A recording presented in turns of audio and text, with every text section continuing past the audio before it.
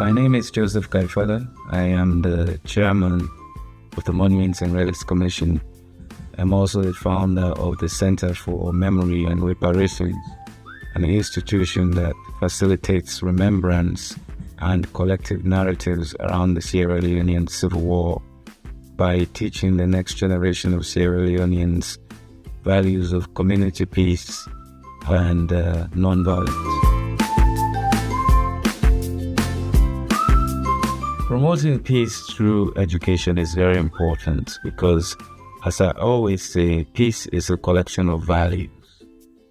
And therefore, it is very important to use peace education to shape the minds of young people, because education itself is devoted towards shaping the minds of young people.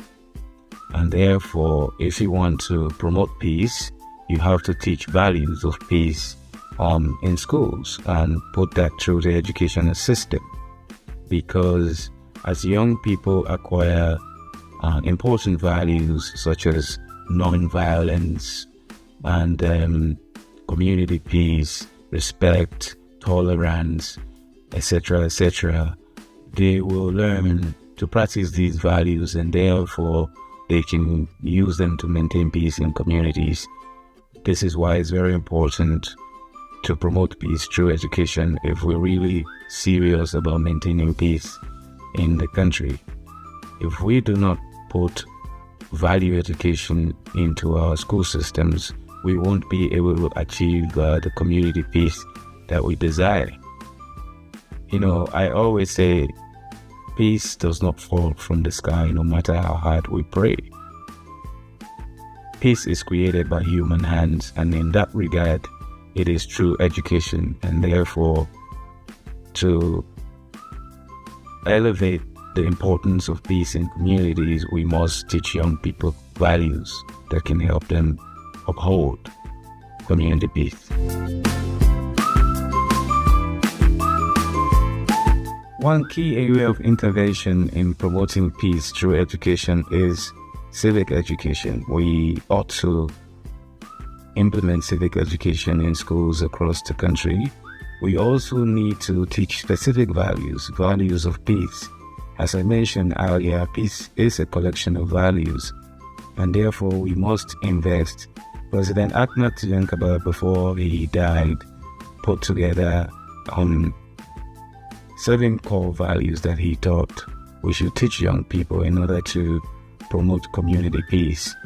Among these were self-esteem, respect, tolerance, honesty, etc. We ought to make children grow up in this country knowing that we cannot deviate from certain values. It becomes part of their lives, and that may also even curb corruption, because corruption really is a form of negative value.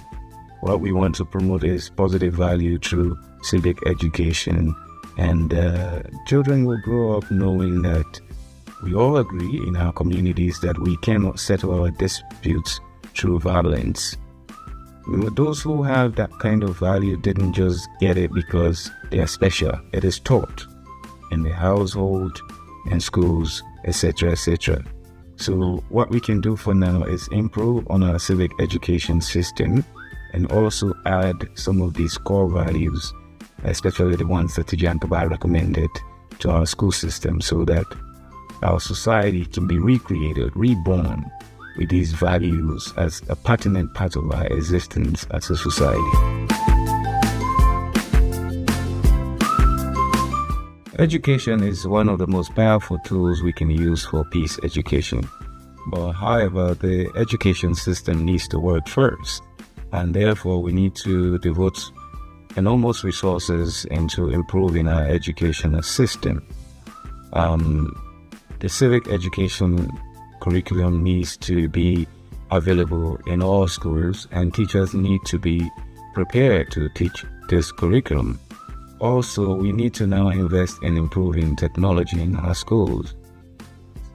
Teachers need to have access to systems, innovative systems of teaching children, not just standing in front of the blackboard.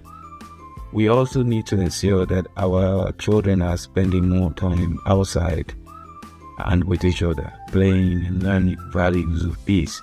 What we do in Sierra Leone really is focus a lot more on the classroom.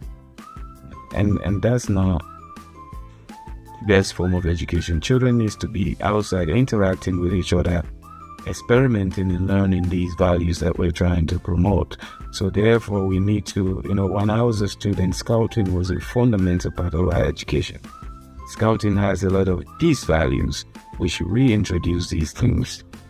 Outward bounds, hiking and all of these things, playing together, sports.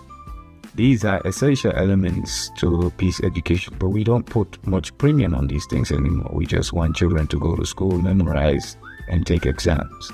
We need to do a little bit more outside of the classroom if we're serious about promoting peace through education.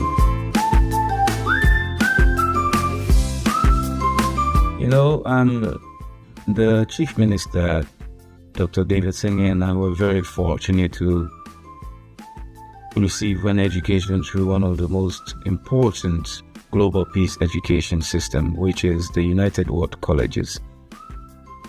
Dr. Singh and I went to the one in Norway where we were doing the academics. You study the International Baccalaureate, which is very tough for 2 years.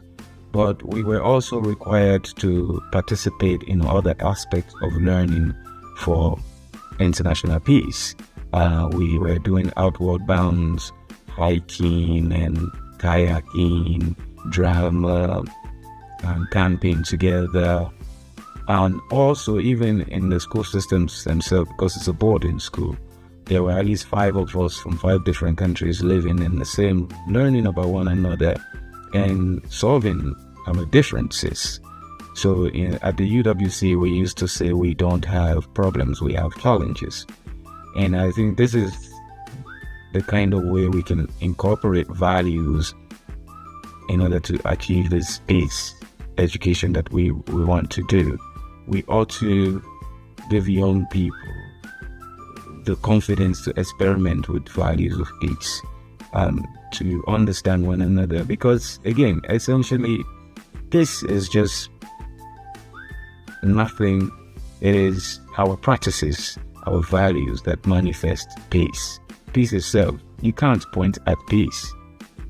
But when people are living together with respect, in harmony, with non-violent values, that is essentially what peace looks like.